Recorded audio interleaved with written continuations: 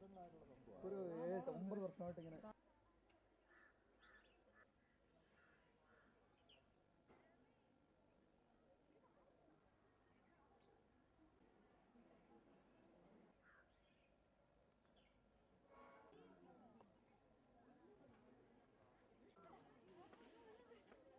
നല്ല റിസൾട്ടുള്ള സാധനം. അത് നല്ലോണം കയറി വന്നു. 6-7 വർഷങ്ങളായിട്ട് ഇങ്ങനെ പ്രശ്നം ഈ ഇവിടെ ഒരു 10 സെന്റ് സ്ഥലം അതിനായിട്ട് മാറിക്കോളും.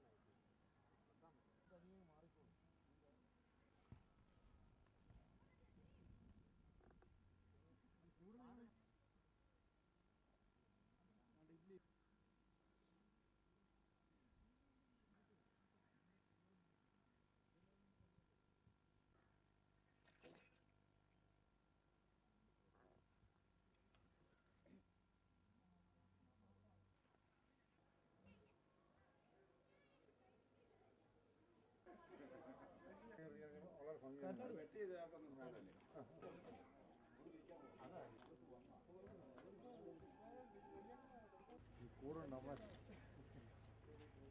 മുട്ടയൊക്കെ ഇട്ട് ഉള്ളിലൊക്കെ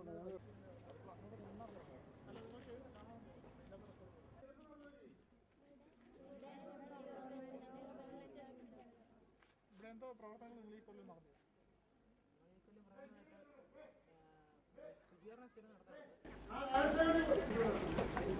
എടുക്കുന്നുണ്ടോ?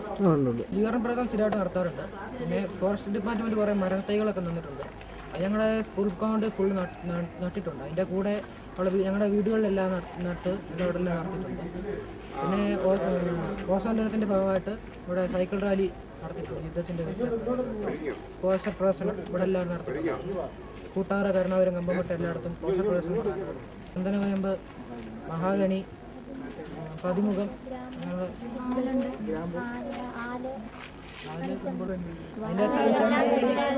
വാഴയുടെ വീട് എല്ലാം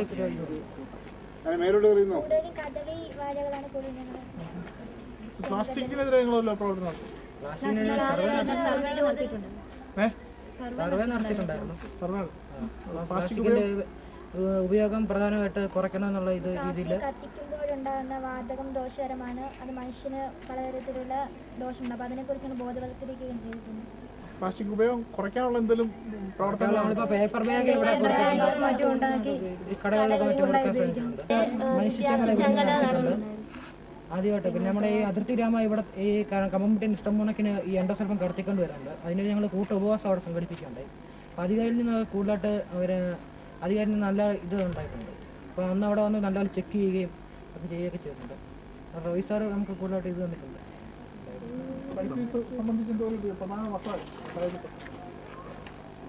ജൈവവൈവിധ്യ സംരക്ഷണം. ജൈവവൈവിധ്യത്തിന്റെ വർഷാരംഭത്തിന്റെ ഭാഗമായിട്ട് നിങ്ങൾ എന്തെങ്കിലും ചെയ്യുന്നുണ്ടോ? ഞങ്ങളിവിടെ ഞങ്ങളുടെ കൃഷി ഞങ്ങൾ ചെയ്ത പ്ലാന്റേഷനെല്ലാം നല്ല മെച്ചപ്പെടുത്താൻ ശ്രമിച്ചിട്ടുണ്ട്. അതിനുവേണ്ട പരിപാടികളെല്ലാം കൂടുതൽ മെച്ചപ്പെടുത്തി സസ്യങ്ങളെയും ഒക്കെ സംരക്ഷിക്കുകയും അവയെ നിലനിർത്താൻ ശ്രമിക്കുകയും ചെയ്യും. എന്തുകൊണ്ടാണ് ഈ വർഷം ആദരിക്കാൻ ഉണ്ടായ സാഹചര്യം എന്താണ്? ഇവിടെ വരാനുണ്ടായിരുന്നു. ഇപ്പോൾ ഒരു വ്യത്യസ്ത പക്ഷികൾ കൂടുതൽ ഉണ്ടായിരുന്നായിരുന്നു. ഇപ്പം അങ്ങനെ കൂടുതൽ കാണാതെ വന്നു. പിന്നെ ഇപ്പം ഞങ്ങളുടെ ഈ പ്രവർത്തനം മൂലം പക്ഷികൾ ഇവിടെ കൂട് കൂട്ടാനൊക്കെ തുടങ്ങിയിട്ടുണ്ട്. ഞങ്ങളുടെ ഒരു പ്രവർത്തന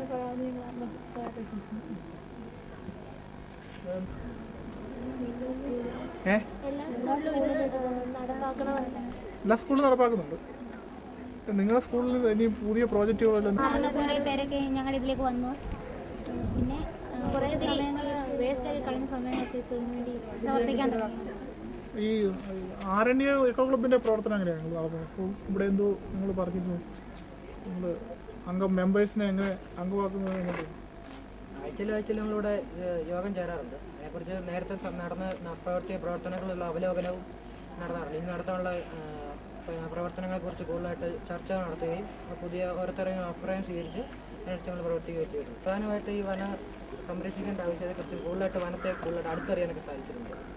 നീരുറവുകളെ കുറിച്ചൊക്കെ തേടി നമ്മൾ അവിടുത്തെ നല്ല ശുദ്ധമായ ചിന്നാർ നദിയെക്കുറിച്ചും മൃഗങ്ങളെക്കുറിച്ചൊക്കെ അടുത്തറിയാനായിട്ട് സാധിക്കുന്നുണ്ട്. എന്തൊക്കെ മൃഗങ്ങളെ പ്രധാനമായിട്ട് നക്ഷത്രാമായി കണ്ടിട്ടുണ്ട്. പിന്നെ ചെമ്പൻ മലയണ്ണാൻ, ചാമ്പൻ മലയണ്ണാൻ, അതിനെ പ്രധാനമായിട്ടും കാണാൻ. പിന്നെ വെള്ളക്കാട്ടുവാത്ത ആന, അങ്ങനെയുള്ള കാണാൻ കഴിച്ച എല്ലാ ഇതിലും ഞാൻ ജൈവ വൈവിധ്യം ഉണ്ടായിരുന്നു എക്കോ സിസ്റ്റം തകരാറാ പരിസ്ഥിതി മന്ത്രി ജയറാം രമേശിന് കത്ത് അയച്ചിട്ടുണ്ട്. മന്ത്രിയുടെ പ്രതികരണം കിട്ടിയോ? ഒന്നും കിട്ടിയില്ല. ക്ലീനിങ് ഞങ്ങൾ പോയിട്ടുണ്ടായിരുന്നു. അവിടുത്തെ പരിസ്ഥിതി എല്ലാം ഔഷധത്തോട്ടങ്ങളെല്ലാം ക്ലീൻ ചെയ്ത് അവിടെ അതിനാവശ്യമുള്ള ഇതിലെ കളകളെല്ലാം ഇതെല്ലാം പറിച്ചു മാറ്റി എല്ലാം വൃത്തിയാക്കി അവിടെ സ്വീകരിച്ചിട്ടുണ്ട്. പ്ലാസ്റ്റിക്കിൻ്റെ ഉപയോഗം പ്രധാനമായിട്ടും കുറച്ചിട്ടുണ്ട്. ഞങ്ങളുടെ വീടുകളിൽ കർഷക കുടുംബങ്ങളാണ് ഞങ്ങളും. അപ്പം ഈ എൻഡോസൾഫാൻ്റെ ആ ഒരു ഭീകരത എല്ലാവരിലും എത്തിക്കാൻ സാധിച്ചിട്ടുണ്ട്. വീടുകളിലെ കൃഷി നിങ്ങളുടെ വീടുകളിലെ കൃഷിയുണ്ട് പച്ചക്കറി തോട്ടം നടത്തുന്നുണ്ട്. വേറെ പ്രവർത്തനം നിങ്ങളാരെങ്കിലും ഇതിന് കൂട്ടമായിട്ടുള്ള പ്രവർത്തനം ഒറ്റയ്ക്കുള്ള പ്രവർത്തനങ്ങൾ? വിദ്യാർത്ഥികളുടെ ഭാഗത്തുനിന്ന് വലിയൊരു പങ്കാളിത്തമാണ് പരിപാടികളുമായിട്ട് വരുന്നത്. ഇപ്പോൾ കഴിഞ്ഞ 2 വർഷമായ സീഡിൻ്റെ പരിപാടി നമ്മൾ സ്കൂളിൽ നടത്തുമ്പോൾ നമുക്ക് കിട്ടുന്ന അനുഭവം വളരെ പ്രോത്സാഹനജനകമാണ്. അധ്യാപകരായ ഞങ്ങൾക്ക് കുട്ടികളോടൊപ്പം നിന്ന് ഇത്തരം കാര്യങ്ങൾ പറഞ്ഞു കൊടുക്കുവാനും ചെയ്യിക്കുവാനും ഒക്കെ ഉള്ള ഒരു സാഹചര്യം കിട്ടിയിരിക്കുന്നുള്ളത് വളരെ പ്രധാനപ്പെട്ട ഒരു കാര്യമായിട്ട് ഞങ്ങൾ കാണുകയാണ്. അപ്പോൾ ഈ മുമ്പ് കുട്ടികൾ സൂചിപ്പിച്ചതുപോലെ തന്നെ പലതരത്തിലുള്ള കുട്ടികളാണ് ഇവിടെ. അവർക്ക് പ്രത്യേകിച്ച് അത് ക്ലാസ് റൂമുകളിൽ വന്ന് പഠനത്തിന് ശേഷം വീണ്ടും തിരിച്ച് വീട്ടിലേക്ക് പോവുക, പ്രത്യേകിച്ച് ക്രിയേറ്റീവായിട്ട് ഒന്നും ചെയ്യാനില്ലാത്തൊരവസ്ഥയിലാണ് നമ്മൾ പരിസ്ഥിതി ക്ലബിൻ്റെ പ്രവർത്തനങ്ങൾ തുടങ്ങുക. ഇന്നിപ്പോൾ കുട്ടികളൊക്കെ വളരെ കൃത്യമായും ഇത്തരം കാര്യങ്ങൾ വരുന്നു, അവരതിന് സമയം കണ്ടെത്തുന്നു. വൈകുന്നേരങ്ങളിലൊക്കെ അവർ ഇതിൻ്റെ തടവൊരുക്കുന്നു, കളകൾ കളയുന്നു, വെള്ളമൊഴിക്കുന്നു, അതിന് വളം ഇടുന്നു. അങ്ങനെ വളരെ അവർ ഇതിൻ്റെ ഓരോ വളർച്ചയും അവരെ കൃത്യമായിട്ട് ഐഡൻറ്റിഫൈ ചെയ്യുന്നുള്ളതാണ്. അത് വളരെ ഞങ്ങളുടെ അടുത്ത് ഒന്ന് പറയും, സാറേ ഇന്ന ഒരു കുട്ടി അതിൻ്റെ നാമ്പ് നുള്ളാൻ വേണ്ടി ശ്രമിച്ചു, അല്ലെങ്കിൽ അതിന് ചുറ്റും വട്ടം കറങ്ങുകയാണ്, ആ മരത്തെ പിടിച്ച് മരത്തിന് ക്ഷതം ഉണ്ടാകുന്നുണ്ട്, അത് ഞങ്ങൾ പറഞ്ഞ കാര്യങ്ങൾ അവർ മനസ്സിലാക്കിയിട്ടുണ്ട്. ഇപ്പോൾ ആ പ്രശ്നം കുറഞ്ഞു വന്നിട്ടുണ്ട്. പ്ലാസ്റ്റിക്കിൻ്റെ ഉപയോഗം അത് ഞങ്ങൾ പറഞ്ഞവരെ മനസ്സിലാക്കിയിട്ടുണ്ട്. വെള്ളം ദുരുപയോഗം ചെയ്യാതിരിക്കുന്ന സംവിധാനം അത് വളരെ അമൂല്യമാണെന്ന് നമുക്ക് മനസ്സിലായി.